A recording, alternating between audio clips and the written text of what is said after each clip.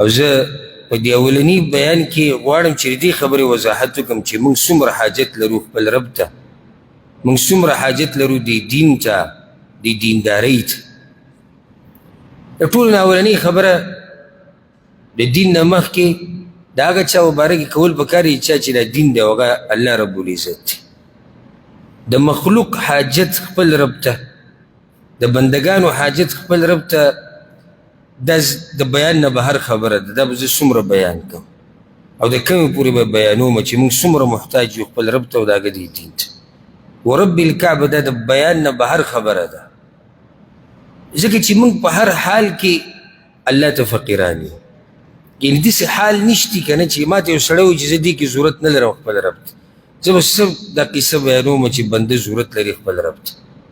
ته ما ته یو سیکنډ داسې نشي ښویی چې ته پکې ضرورت نه لري خپل رب ته. بیا سله موږ هغه رب ته شا کوو، ولې د هغه رب د دین نه مخ اړو او موږ د هغه نه یو سیکنډ نشو بیزاره کېدی او هغه زموږ نه د همیشه دپاره بیزاره دی. هغه زموږ نه بیزاره دی، زموږ د دیندارۍ نه بیزاره دی، زموږ د دې هر څه نه بیزاره. خو ما او تا که د هغه نه بیزاره شو دا موږ ځان تباه کوو، دا موږ خپل آخرت تباه کوو، خپله دنیا تباه کوو، خپل بچي اهل و عیال هر څه تباه کوو.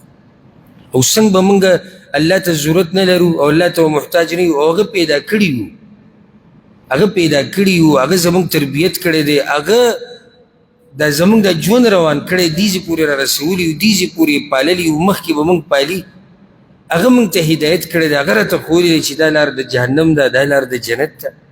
هغه راته ښوولي دی چې ستاسو رب دا دی، ستاسو پیغمبر دا دی، ستاسو کتاب دا دی. هغه راته دا خبره ښوولې ده چې دې کې ستاسو نقصان دی، په دې کې ستاسو تاوان دی. د دې رب نه به سړی څنګه بیزاره شي؟ او ما اوس یو مانځه کې کوم آیات تلاوت کړو که څوک پې پوه شوی، په هغې کې هم دا خبره وه چې یا ایها الناس انتم الفقراء الی الله، تاسو ټول فقیران غریبانان محتاج یې د الله په مخ کې، ټول کمزوري یې. والله هو الغني الحمید، او الله بیزاره دی، بې حاجته دی، نه ضرورت لري موږ ته او نه زموږ دی مال ته او نه دی دنیا ته، هېڅ شي ته ضرورت نه لري. یو څو ایتونه په دې باب کې اگر که ایتونه ډېر زیات دي چې سړی پکې دا موضوع لټوي د انسان حاجت خپل رب ته یا د مخلوق حاجت خپل رب ته، که هغه انسان دی، که پیری دی، که ملایک دی، که زناور دی، که هر شی دی، دا ټول ضرورت لري خپل رب ته. هسې د مخلوق یو مثال والا، ولله المثل الاعلی، زموږ دا بچي زموږ په شان انسانان دي، موږ چې څه غوره نه یو. ګورئ موږ د دې خپلو بچو نه غوره نه یو چې زموږ دوه زړونه دي او زموږ غوږونه درې دي او زموږ سترګې ډېرې دي او د بچو هغه کمي نه. څنګه چې موږ انسانان یو دغه شان دغه انسانان دي. څنګه چې موږ کمزوري یو داسې هغوی هم کمزوري دي. کم چې زمونږ قوم او نسب دی دغه قوم او نسب دی دغه بچو هم دی. خو تا دې ته سوچ کړی دی چې دا بچي تا ته څومره ضرورت لري د الله نه بعد؟ لري ضرورت مونږ ته که نه لري؟ نو مخلوق به خالق ته څومره ضرورت لري؟ حالانکه ما او تا صرف څه کوو، یعنې د بچو په دغه کې زما او ستا کردار څه دی؟ خپې لاس وو چېرته رزق الله زموږ په نصیب لیکلی هغه راوړو کور ته فقط. او دې نه اخوا څه کوو؟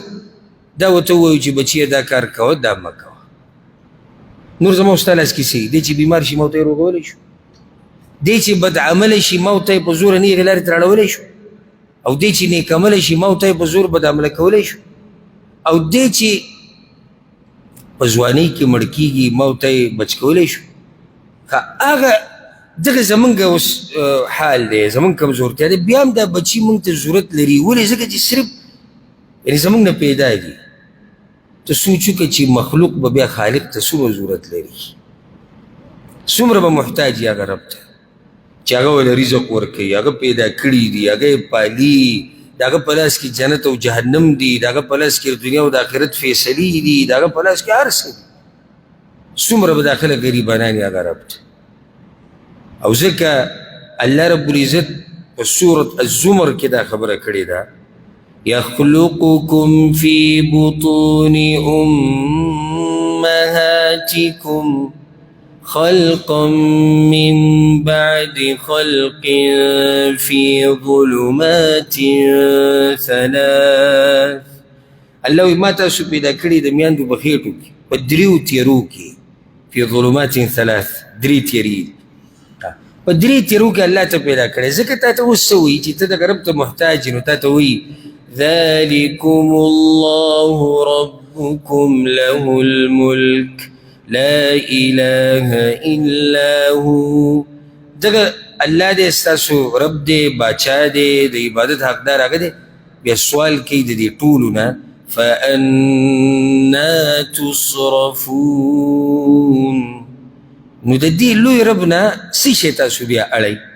تاسو دې ته دومره محتاج یئ، ستاسو پیدایش د هغه په لاس کې دی. بیا اخر څه شی دی چې په تاسو دومره اثر وکړو چې دومره لوی رب نه یې واړولی؟ کوم شی دی چې په هغې کې دومره خوند دی چې ته د دین د خوند نه واړولې؟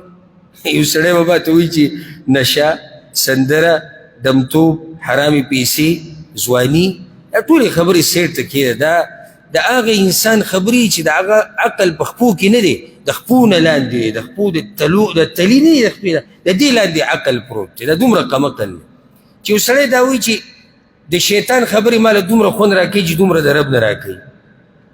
ده کې به عقل وي. د ده په کور کې چې کوم خر ولاړ دی که نه، هغه د ده نه هوښیار دی. ځکه چې هغه خر هم د الله نافرماني نه کوي. ګورئ د ده نه هغه کور کې هغه خر چې ولاړ دی هغه چې ښه دی. دا خبره سخته ده خو حقیقت دی چې زه الله ما سره دومره احسانات کړي دي او کوي لګیا دی او تاسو سره یې کړي دي، او د دې هر څه باوجود یو سړی دا وایي چې ما له د الله په نافرمانۍ کې خوند راځي. دا خبره یو سړی به ما ته وایي چا خو کړې نه ده. او بار بار تاسو درسونو کې وایم چې خبره دوه قسمه وي.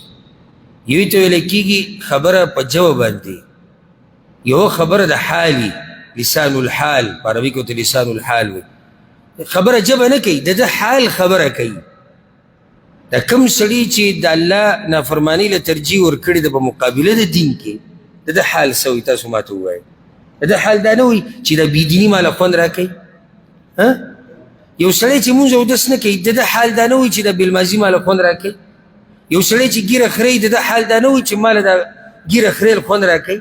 یو سړی چې فحاشي، زنا، دروغ، دوکې، دړاکیز، غیبتونه، مسخرې، ټوغې، چې څه ناروا دي کوي، دلیل دی په دې باندې چې دی دا وایي. اگر که په ژبه یې نه وایي، د ده دا حال دا وایي چې ما له په دې خبرو کې، ما ته په دې خبرو کې خوند میلاویږي.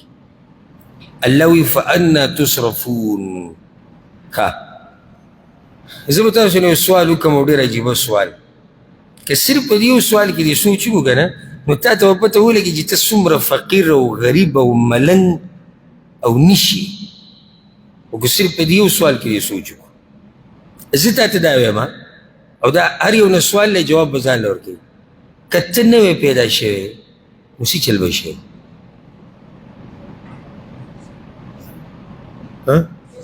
بعضو ته که سوچونه راځي چې اسمان به را پرېوتی و، ځمکه به چاودلې وه، سیندونه به وچ شوي وو، رزق به نه میلاوېدو، خلک به مړه شوي وو، په ما پسې به ګرځېدو چې دا قیمتي سړی نشته. که ته نه وې څه به و؟ ستا نه بغیر دا کائنات ودرېږي؟ دا نظام بندېږي؟ ستا نه بغیر د چا رزق بندېږي؟ او دا څومره مخلوق چې موجود دی، دا تا ته فقیر دی، تا ته ضرورت لري چې ته به راځي؟ نو زه درته وایم که نه، الله قرآن کوي، د دې جواب قرآن کې دی. اولا یذکر الانسان انا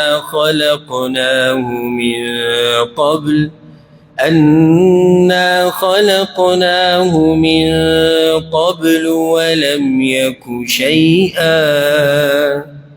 الله د انسان دا خبره نه رایدی چې دی ما پیدا کړی دی وروستو د داسې مرحلې نه چې دی هېڅ شی نه و.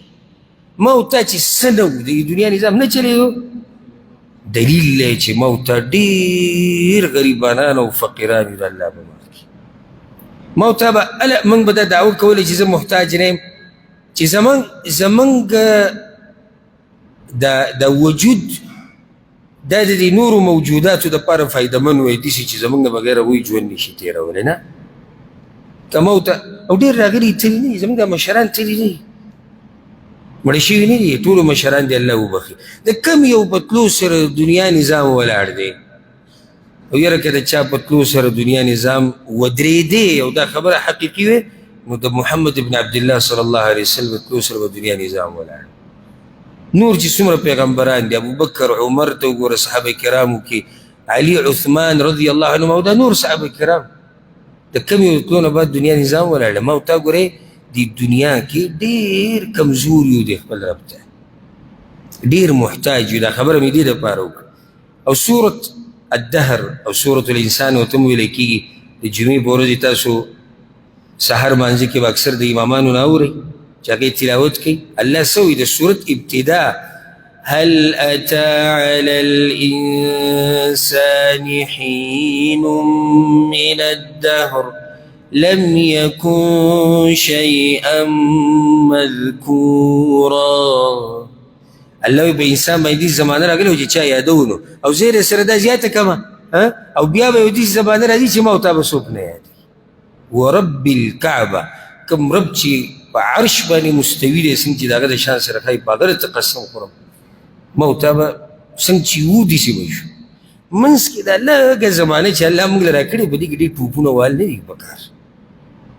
په دې کې دومره څه وکړه چې کله ته بیا د خلکو نه یېر شې چې الله ته یاد یې. دې خبره ونه رسېږي. په دې لږ وخت کې دومره څه وکړه چې کله ته بیا د خلکو نه یېر شې چې الله ته یاد یې. بس که صرف په دې خبره نن ورسېدې که نه او دا دې ځان سره ویې وړه ته هر څه زده کړو دومره څه په دې لږ ژوند کې زده کړه چې کله د خلکو نه یېر شي چې د خلکو هغه یادول تا لره ته ورته ضرورت نه لري. ځکه چې هلته تا خپل رب یاد ساتلی دی او الله مجرمانو ته قیامت په ورځ به وایي نه وایي نن ما ولې یېر کړي یې تاسو دا ورځ یېره کړې وه تاسو زه یېر کړی وم. مطلب دا راووتو چې چا دغه ورځ یاده ساتلې ده او خپل رب یاد ساتلی الله یې نه هېروي. لکه یو سړی خاورو سره خاوري شي او الله یاد ساتلی دی داسې تاوان کړی دی او چې د مخلوق نه هېر شي او د الله نه م هېر شي او هېر تېر شي ستا به څه کېږي؟ څه به بیا ستا هغه اصل ژوند چې کوم را روان دی هغه چې کوم باقي ژوند دی په هغې کې به څه کېږي؟ بیا د